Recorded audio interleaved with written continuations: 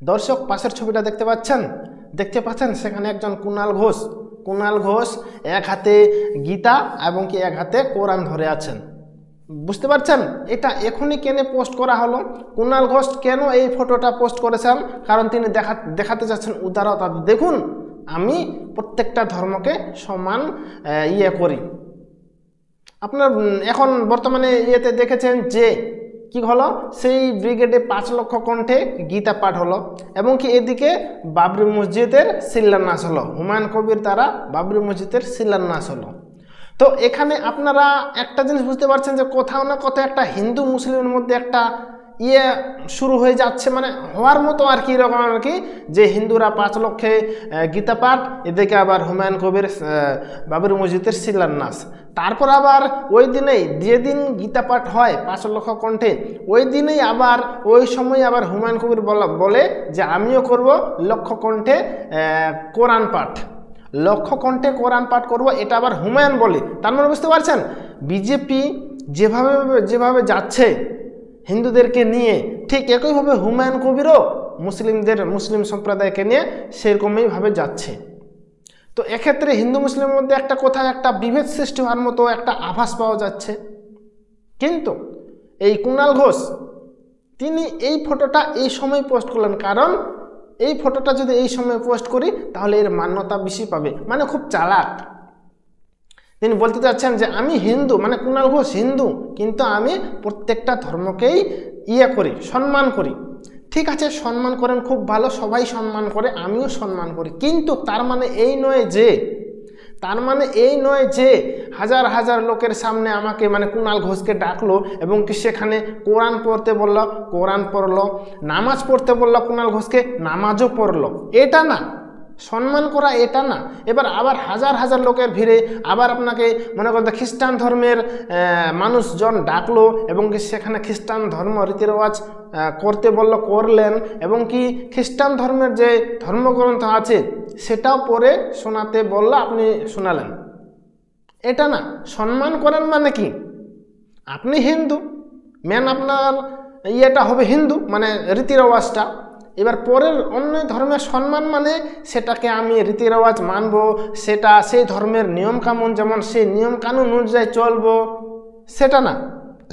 সম্মান করা মানে কি, মনে করো যে কোনো একজন মুসলিম ভাই পাশে নামাজ পড়ছে, সেই মুসলিম ভাইকে বিরক্ত না করা, বা তাকে যাতে কেউ আক্রমণ না করতে পারে, বলে অসুবিধা না হয় সেদিকে লক্ষ্য রাখা, এটাই হচ্ছে সম্মান করা।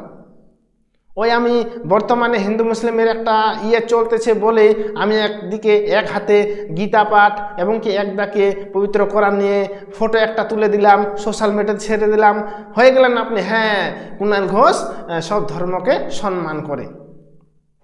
ফটো ছেড়ে দিলেই সম্মান হয় না, সম্মানের একটা রীতি রেওয়াজও আছে যে কি করে সম্মান করতে হয়, কিভাবে সম্মান দিতে হয়। আর আমি যেটা মনে করছি যে এই কুণাল ঘোষ এই যে পবিত্র কোরআন এবং কি শ্রীমদ্ ভগবদ গীতা যথাযথ বইগুলোতে এনেছেন, জাস্ট এটা 200-250 টাকা দামে কিনে ওই ফটো ছাড়ার জন্য এনেছেন, পড়ার জন্য কি, যে পবিত্র কোরআনে বইয়ে পড়ে দেখি তো একটু কি বলছে, তারপর ভগবদ গীতাতে কি বলছে পড়ে দেখি তো কি বলছে, এটার জন্য কি, পড়ার জন্য কি? নিশ্চয়ই না।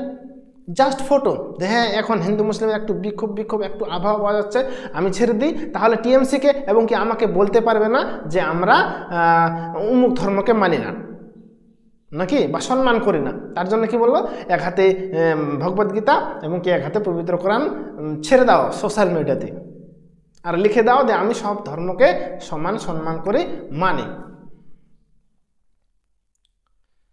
আমাদের দেশের প্রধানমন্ত্রী, আমি গর্ব করে বলতে পারি হয়তো যে আমি এরকম আপাতত আমার চোখে পড়েনি যে সম্মান করে সব ধর্মকেই, প্রধানমন্ত্রী সম্মান করে সমস্ত ধর্মকেই, কিন্তু এরকম আমি ভিডিও দেখিনি যে মুসলিম সমাজে গিয়ে সেখানে নামাজ পড়ছে, হ্যাঁ মুসলিমের যে পোশাক নামাজ পড়ার সেই পোশাকটা পরেছে, এরকম না, সম্মান করে কিন্তু এরকম না।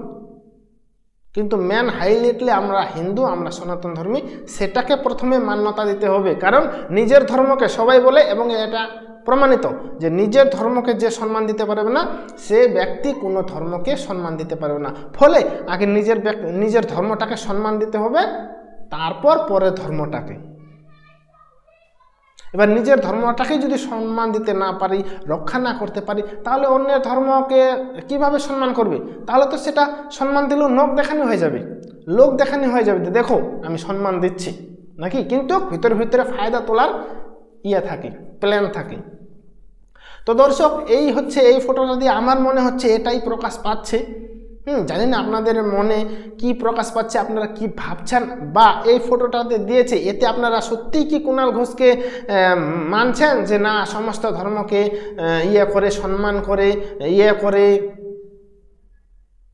এখন আপনাদের মতামত কমেন্টে অবশ্যই কমেন্ট করে জানাবেন, আর সাথে আমার মতামত আমি জানালাম। ঠিক আছে দর্শক, দেখা হচ্ছে পরের ভিডিওতে, ততক্ষণে ভালো থাকবেন, সুস্থ থাকবেন, ধন্যবাদ।